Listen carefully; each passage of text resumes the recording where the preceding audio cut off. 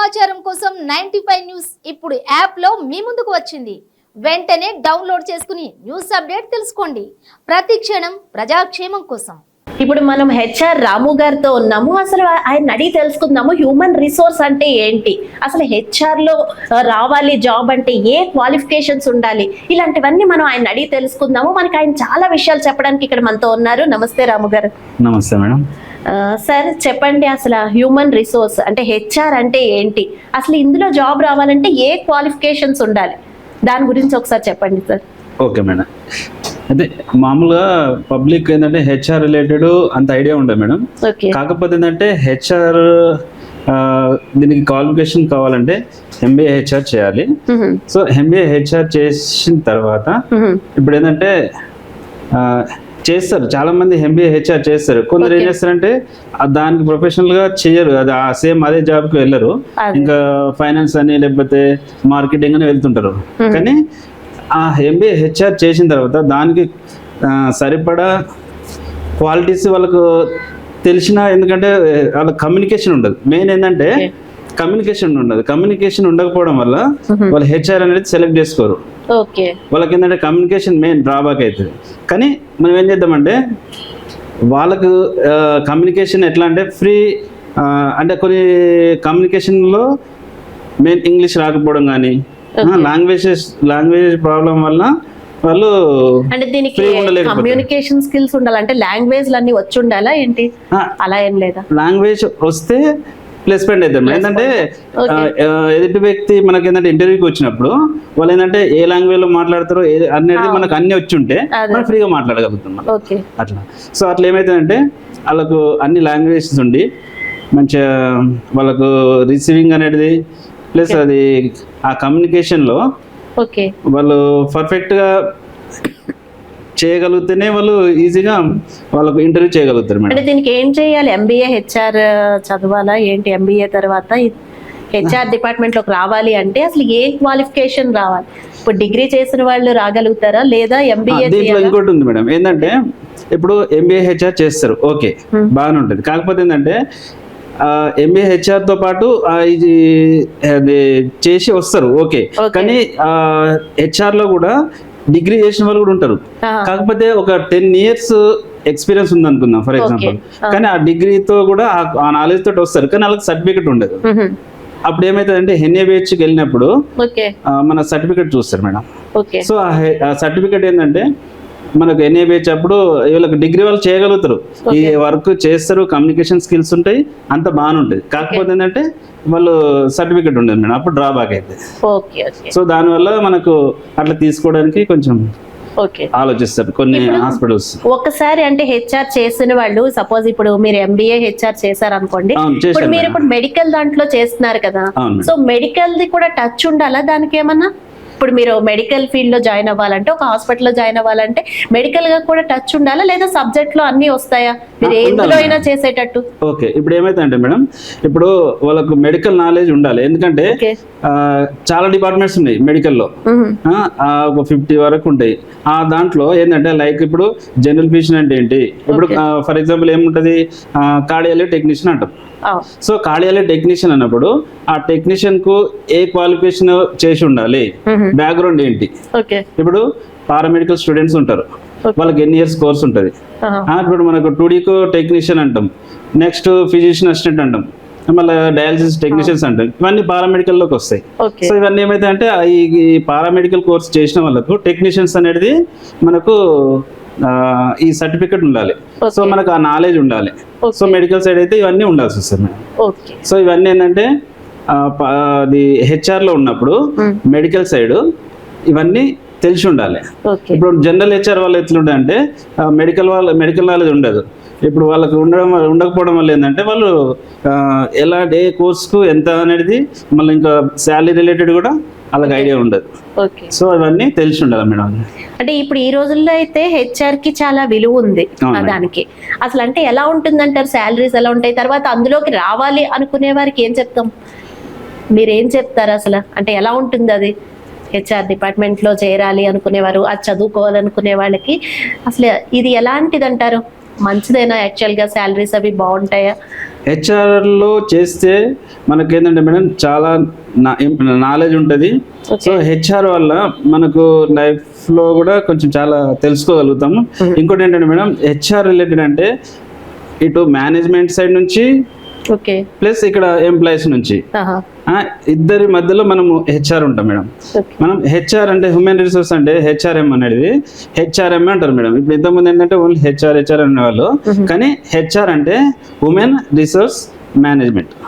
Okay, HRM అని short cut లో అంటారు. సో ఇప్పుడు హెచ్ఆర్ఎం అనేది ఏంటంటే ఇటు హెచ్ఆర్ వాళ్ళు ఇటు మేనేజ్మెంట్ సైడ్ నుంచి సపోర్ట్ చేయాలి, ఇటు ఎంప్లాయీస్ సైడ్ నుంచి కూడా సపోర్ట్ చేయాలి మేడం. సో ఇప్పుడు ఏంటంటే హెచ్ఆర్ ఈ తీసుకున్న వాళ్ళు ఏంటంటే వీళ్ళు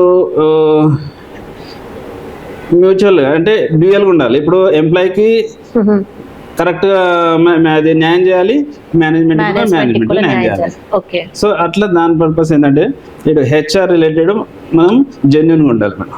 అట్లా ఉండాలి అంటే వీళ్ళు చాలా జెన్యూన్ గా అటు ఇటు కూడా న్యాయం చేయాలి మేడం. మేనేజ్మెంట్ కూడా దృష్టిలో పెట్టుకొని మనం ఎంతవరకు శాలరీ డిసైడ్ చేస్తున్నాము. సో ఇప్పుడు ఎట్లా అంటే ఒక స్లాగ్ ఉంటుంది మేడం హెచ్ఆర్ లో. ఆ స్లాగ్ ప్రకారం ఇతర హాస్పిటల్స్ కానీ ఇతర ఆర్గనైజేషన్ కానీ ఆ క్వాలిఫికేషన్స్ కు మనం ఎంత స్లాగ్ వరకు ఉంటుంది, శాలరీ స్ట్రక్చర్ ఎంతవరకు ఉంటుంది అనేది మనం క్యాలిక్యులేషన్ చేసుకుంటాం. చేసుకొని ఆ స్లాగ్ ప్రకారమే మనం సెలెక్ట్ చేస్తాం ఎంప్లాయీని. ఎక్స్పీరియన్స్ తో పాటు ప్లస్ వాళ్ళ క్వాలిఫికేషన్ బట్టి మనం శాలరీస్ సెలెక్ట్ చేస్తాం. అంటే ఇన్ని చూస్తూనే మీకు యాక్చువల్ గా ఈ మెడికల్ డిపార్ట్మెంట్ లో బాగానే న్యాయం జరుగుతుంది అని ఫీల్ అవుతున్నారా? డాక్టర్స్ తో సమానంగా మీకు కూడా బాగానే ఉంటుందా ఇక్కడంతా? అది మెడికల్ ఎట్లా అంటే మేడం, మనకేంటంటే మనం హెచ్ఆర్ అనేది మామూలుగా ఇది ఎట్లా అంటే జనరల్ హెచ్ఆర్. ఇప్పుడు హాస్పిటల్ కాకుండా ఇప్పుడు చిన్న చిన్న కంపెనీలు కూడా ఉంటాయి మేడం హెచ్ఆర్.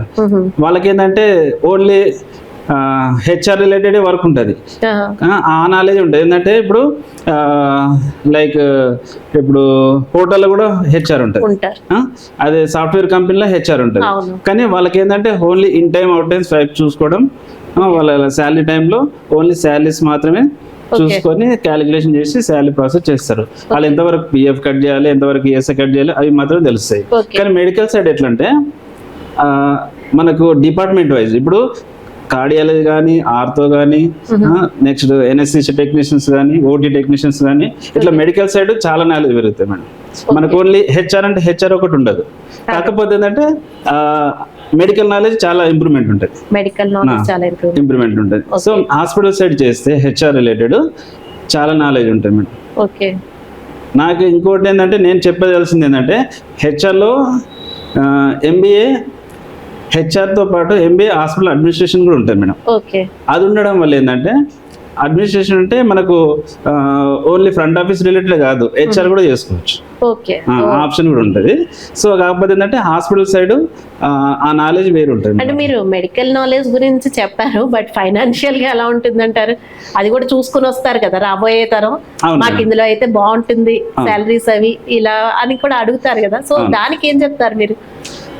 శాలరీ సైడ్ కూడా మేడం హాస్పిటల్స్ మెడికల్ సైడ్ వస్తుంటే ఏంటంటే శాలరీస్ బాగున్నాయి.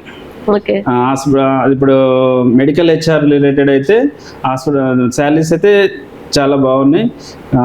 నేను చెప్పదలసింది ఏంటంటే సమాజానికి మామూలుగా వీళ్ళు నిరుద్యోగులకు MBA HR and MBA hospital admission చేస్తే చాలా బాగుంటుంది వాళ్ళకి ఫ్యూచర్. ఎందుకంటే ఇప్పుడు చిన్న చిన్న కంపెనీలు ఓపెన్ అయితే క్లోజ్ అవుతాయి మేడం. కానీ మెడికల్ సైడ్ నుంచి అయితే అసలు మెడికల్ రిలేటెడ్ అయితే ఇది చాలా హాస్పిటల్స్ ఉన్నాయి, ఎక్కడైనా మనకు ప్లేస్మెంట్ దొరుకుతుంది మేడం. సో దాని పర్పస్లో నేను అనేది ఏంటంటే మెడికల్ సైడ్ వెళ్తే చాలా శాలరీస్ రిలేటెడ్ కానీ ఎకనామిక్ రిలేటెడ్ ప్లస్ ఇది శాలరీస్ రిలేటెడ్ బాగుంటాయి. ఓకే, అలాగే అంటే మీరు చాలా మందిని చూసి ఉంటారు ఇంటర్వ్యూస్ కది వచ్చిన వాళ్ళని వీళ్ళని. అసలు ఒక జాబ్ కోసం అంటే ఇందాక నిరుద్యోగులు అన్నారు కాబట్టి అడుగుతున్నాను, అసలు నిరుద్యోగులు కానీ ఎవరైనా ఒకరు జాబ్కి వెళ్ళాలి అనుకుంటే ఇంటర్వ్యూకి ఎలా ప్రిపేర్ అవ్వాలి, కొంచెం ఆ టిప్స్ చెప్పండి సార్. ఓకే, ఇప్పుడు ఎట్లుంటుందంటే మేడం నిరుద్యోగులు అంటే మనకు వాళ్ళ మైండ్లో నాకు జాబ్ రావాలి అనే కాన్సెప్ట్ తోటే ఉంటారు. అవును. కానీ వాళ్ళకి ఐడియా ఉండదు. ఎందుకనంటే వాళ్ళు మైండ్ సెట్ ఎట్లా అంటే నేను ఒక అన్ఎంప్లాయీని, నాకు జాబ్ దొరుకుతలే అని. కానీ వాళ్ళు వెళ్ళేటప్పుడు ఒక ఇంటర్వ్యూకి వెళ్తున్నాము అని అన్నప్పుడు అవును. వాళ్ళు ఎట్లా అంటే ఒక dress code, grooming, okay. Resume మంచి పర్ఫెక్ట్ తీసుకొని వెళ్ళాలి. జోక్ ఏంటంటే ఈ మధ్యలో అందరూ రెజ్యూమ్ తీసుకురారు. వాళ్ళు ఏం చేస్తారంటే వాట్సాప్లో ఇప్పుడు మొబైల్లో తీసుకొచ్చేసి రెజ్యూమ్ తెచ్చారని అడిగితే నేను ఈ మధ్యలో చాలా చూసా, అదే. ఇంటర్వ్యూకి వస్తుంటారు. కాకపోతే ఏమవుతుందంటే వాళ్ళు డైరెక్ట్ హార్డ్ కాపీ తీసుకురాకుండా సాఫ్ట్ కాపీ తీసుకొచ్చాం, వాట్సాప్లో ఉందని చెప్తారు. అది కాదు, అట్లాంటి ఏంటంటే మైనస్ పాయింట్ అయితే, డ్రాబ్యాక్ అయితే. ఒక ఇంటర్వ్యూకి వెళ్ళినప్పుడు ఓకే. ఇదివరకు ఎట్లుండే అంటే ఒక ఫైల్ తీసుకొని పర్ఫెక్ట్గా నీట్గా ఇన్సెట్ చేసుకొని మంచిగా తల దూకొని మంచిగా అట్లా గ్రోమింగ్ తోటి నీట్గా పర్ఫెక్ట్గా వెళ్ళేవాళ్ళు. ఇప్పుడు అట్లా లేదు మేడం. ఇప్పుడు ఏంటంటే వాళ్ళు ఏంటంటే వాట్సాప్లో రెజ్యూమ్ తీసుకొని వచ్చి ఇట్లా వచ్చిందని చెప్పేసి ఇచ్చేసి వెళ్తున్నారు. అది కరెక్ట్ కాదని నేను అంటున్నా. అట్లా. ఓకే. అంటే ఇంకా ఎలా వెళ్ళాలంటారు? ఇంకా వాళ్ళకి ఇంకేమైనా గైడ్ లైన్స్ ఇస్తారా ఇంటర్వ్యూకి వెళ్ళాలనుకునే వారికి? రెజ్యూమ్ అయితే కరెక్ట్ గా తీసుకుని వెళ్ళాలి అనుకోని, సో ఇంకా వాళ్ళు ఎలాంటివి తెలుసుకుని వెళ్ళాలి? ఒక చోట జాబ్కి వెళ్ళాలంటే ఏం ప్రిపేర్ అవ్వాలంటారు? ప్రిపేర్ అంటే నా సైడ్ నుంచి చెప్పేది వాళ్ళకి ఒకటే సజెషన్ మేడం, ఏంటంటే వాళ్ళు ఇప్పుడు మనం ఏ పోస్ట్కి అయితే వెళ్తున్నామో దాని పర్పస్లో మైండ్ సెట్ తోటి వాళ్ళు ఏం చేయాలంటే వెళ్ళేటప్పుడు మెయిన్ రెజ్యూమ్ పర్ఫెక్ట్గా తీసుకెళ్ళాలి, డ్రెస్ కోడ్ మెయింటైన్ చేయాలి, షూ వేసుకోవాలి, వేసుకుని మేల్స్ పర్సన్ అయితే షేవింగ్ అదంతా గ్రోమింగ్ తోటి పర్ఫెక్ట్గా వెళ్ళేటప్పుడు మన అది ఇప్పుడు మనం చూడగానే అపీరెన్స్ తోటి మనకు పర్ఫెక్ట్, ఇప్పుడు ఆ పర్సన్ పర్ఫెక్టా కాదా అని మనం ముందే డిసైడ్ అయిపోతాం. అది చూడగానే ఆ డ్రెస్ కోడ్ తోటి. అది కొందరు ఏం చేస్తారు, డైరెక్ట్ డోర్ లాక్ చేయకుండా డైరెక్ట్ వచ్చేస్తుంటారు. అది కరెక్ట్ కాదు.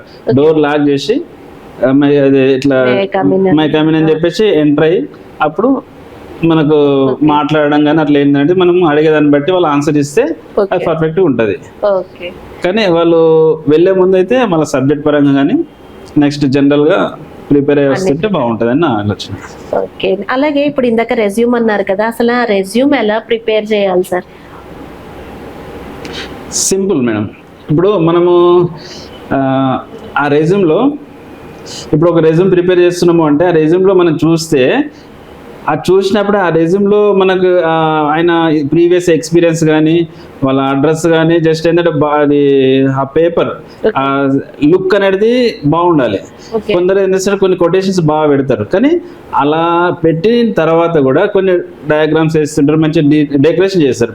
పేపర్ డెకరేషన్ చాలా ఇంపార్టెంట్. ఇంకో అందులో ఏంటంటే మనకు రెజ్యూమ్ చూడగానే ఆ పర్సన్ యొక్క డీటెయిల్స్ అన్నీ అందులో కనపడిపోవాలి.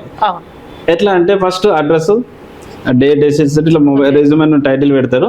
పెట్టిన తర్వాత తీరా కింద చూసరికి వాళ్ళకు ఏముండదు, క్వాలిఫికేషన్ ఉండాలి. యాక్చువల్ ఏంటంటే క్వాలిఫికేషన్స్ ఉండి ప్రీవియస్ ఎక్స్పీరియన్స్ ఎప్పటి నుంచి ఎప్పటి వరకు అని క్లియర్గా అందులో ఉంటే మనం దాన్ని చూసిన తర్వాత నెక్స్ట్ వర్క్ రిలేటెడ్ అడుగుతాం. కానీ మళ్ళీ అందులో మెన్షన్ చేయకపోతే ఏమవుతుందంటే ఏ ఇయర్లో చేసిరు, ఎక్కడ అయిపోయింది అనేది క్వాలిఫికేషన్ అనేది అంతా మనం అడగాల్సి వస్తుంది. కానీ రెజ్యూమ్లో అందులో ఉంటే ఏంటంటే మనం చూసిన తర్వాత డైరెక్ట్ సబ్జెక్ట్లోకి వెళ్ళిపోతాం. అందుకే క్లియర్గా ఇన్ఫర్మేషన్ రెజ్యూమ్లో ఉంటే బాగుంటుందని నా ఆలోచన. ఓకే. అలాగే సార్, అంటే ఇప్పుడు మెడికల్ హెచ్ఆర్ అవ్వాలంటే ఏదైనా ట్రైనింగ్ ఉండాలా ముందు, లేదంటే ఇప్పుడు మనకి సాఫ్ట్వేర్ ఇంజనీర్ లాగే ప్లేస్మెంట్స్ ఉండి అలా ఏమైనా డైరెక్ట్ గా వచ్చేది ఉంటుందా? ఈ హెచ్ఆర్స్ అవ్వాలి అంటే ముందేనా, ఇప్పుడు అందులో మెడికల్ స్పెషల్ గా చెప్పుకుంటే ఏమైనా ట్రైనింగ్ తీసుకోవాలా ఇప్పుడు మీరు ముందు? ట్రైనింగ్ అంటే మేడం మనకి ఏంటంటే మెడికల్ హెచ్ఆర్ రిలేటెడ్ అంటే ఇప్పుడు మన ఎంబీఏ హెచ్ఆర్ చేసినప్పుడు అందులో మన ట్రైనింగ్ అనేది మనకు ఇంటర్న్షిప్ లాగా ఉంటుంది. అప్పుడు ఏం చేస్తారు, మన హాస్పిటల్ సైడ్స్కి వస్తారు, ఇంటర్న్షిప్ చేస్తారు, వస్తారు. అప్పుడు ఏంటంటే మనకు ఆ ట్రైనింగ్ లో ఇంటర్న్షిప్ లోనే మనకు టోటల్ మెడికల్ నాలెడ్జ్ అనేది తెలిసిపోతుంది. ఏ డిపార్ట్మెంట్స్ ఉంటాయి, ఏ డిపార్ట్మెంట్కి ఎట్లా అనేది మనకు అప్పుడు ట్రైనింగ్ లో తెలుస్తుంది. తర్వాత మనకు ప్లేస్మెంట్ అనేది దొరుకుతుంది మేడం. అది ఓకే, చాలా చక్కగా చెప్పారు సార్. యాక్చువల్ గా రెజ్యూమ్ ప్రిపేర్ చేయడం చాలా మందికి తెలిసే ఉంటుంది, అయినా కూడా యాక్చువల్ గా కొంతమంది గూగుల్లో వెతికే వాళ్ళు ఇంకా ఉన్నారు. సో వాళ్ళకు కూడా మీరు డీటెయిల్డ్ గా ఇన్ఫర్మేషన్ ఇచ్చారు. తర్వాత ఈ హెచ్ఆర్ అంటే ఏంటి, వాటి వల్ల ఉపయోగాలు ఏంటి, ఆ జాబ్ యొక్క ప్రాముఖ్యత బాగా చెప్పారు, చాలా బాగా చెప్పారు. Thank you so much. Thank you madam. చూశారు కదండి రాము గారితో ముఖాముఖి. ఇలాంటి కార్యక్రమాల కోసం చూస్తూనే ఉండండి 95 న్యూస్.